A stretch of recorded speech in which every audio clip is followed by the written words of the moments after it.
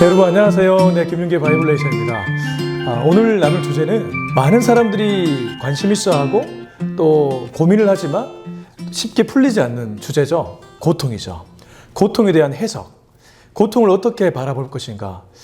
누군가 이런 말을 했죠. 고통에는 예외가 없다고. 신분의 높고 낮음, 돈의 많고 적음, 남녀노소 이런 거 다 가리지 않고 고통은 다 찾아옵니다. 물론 고통의 질량으로 보자면 고통의 질이라고 해야 될까요? 좀 다를 수는 있겠죠. 무거운 고통이 있고 고통을 가볍다고 말하기도 그렇지만 아무튼 그런 부분이 있을 겁니다. 우리가 살아가면서 수많은 고통을 겪죠. 학생들은 학생들의 나름의 고통이 있고 또 어른들은 어른들 나름의 고통이 있고 노년에 이르신 분들은 또 거기에 맞는 또 고통이 있더라고요.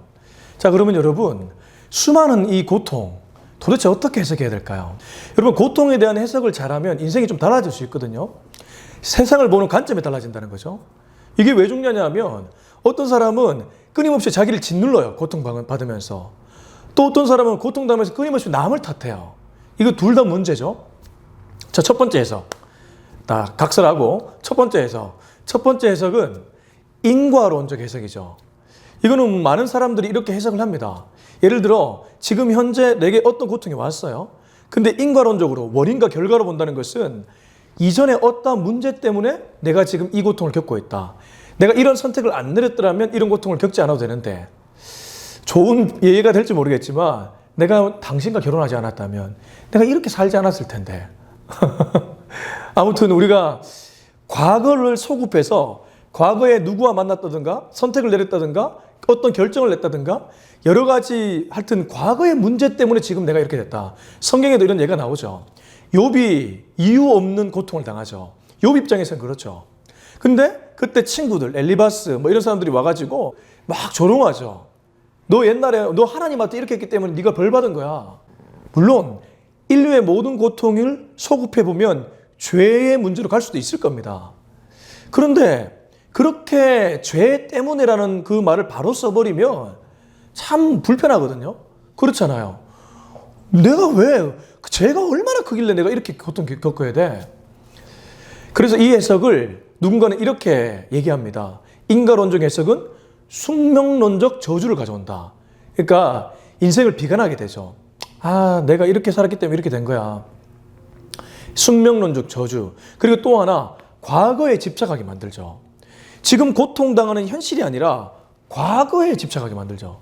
과거에 이렇기 때문에 어떤 친구는 이런 얘기도 하더라고요. 내가 오늘 하루 일이 안 풀리는 게 어젯밤에 내가 자위행위를 해서 그렇다고. 그것 때문에 오늘 하루 막 일이 꼬이는데 그것 때문에 그럴 거야. 자꾸 그렇게 인과론적으로 해석하고 과거에 집착하죠.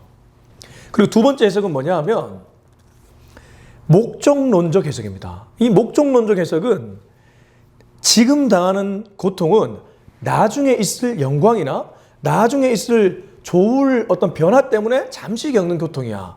성경에도 이런 예가 나옵니다. 예수님이 나사로가 죽었을 때에 이것은 죽은 것이 아니라 하나님의 영광을 위해서 잠시 잠들어 있을 뿐이라고 얘기하죠. 나중에 있을 영광. 그래서 우리가 어떤 사람이 고통당했을 때에 이런 위로를 하죠. 괜찮아. 지금은 네가 힘들겠지만 나중에 네가 잘 되라고 이런 고통을 주는 것 같아. 하나님이 너를 참 사랑하는 것 같아. 하나님이 너를 얼마나 크게 쓰시려고 이렇게 고통을 주신지 모르겠다. 하나님이 널 크게 쓸 거야. 하나님이 널 크게 쓸 거야. 미래죠. 미래 어느 시점이죠. 그런데 여러분 조금 냉정하고 솔직하게 대답해 보자고요. 정말 그 고통 후에 여러분의 삶이 진짜 그렇게 변화됐습니까? 물론 그렇게 변화된 부분도 있겠죠.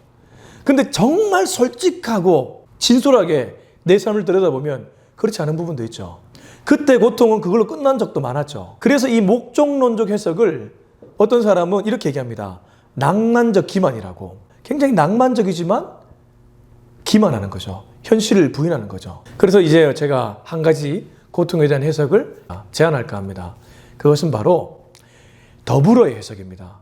더불어 해석. 처음에 딱 와닿지 않으시죠? 이것을 조금 다른 말로 연관성의 해석, 또 상대성의 해석, 혹은 연대의 해석. 하여튼 다양하게 부르는데요.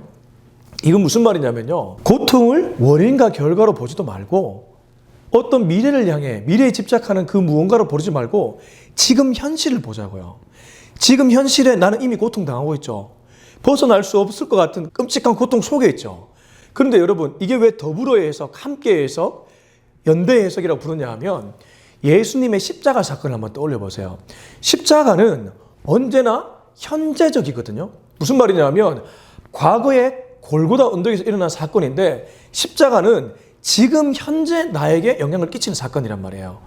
그래서 예수님이 당하신 십자가의 고통, 예수님이 우리가 고통당하는 그 현장에 현실에 그대로 있다는 거예요.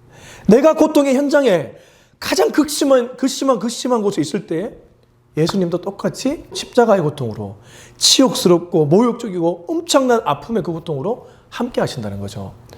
이게 바로 연대고 더불어고 함께죠. 그리고 우리가 하나가 기억해야 될 것은 항상 부활을 노래하고 예수님의 성금요일을 노래하지만 토요일을 말하지 않죠. 무슨 말이냐면 예수님이 금요일 날 돌아가셨고 주일 날 부활하셨죠. 이 3일. 근데 토요일에는 무엇입니까? 완전한 흑암이죠. 고통의 절정이고 하이라이트죠. 사망이고 어둠이죠. 근데 예수님이 토요일을 보냈다는 사실.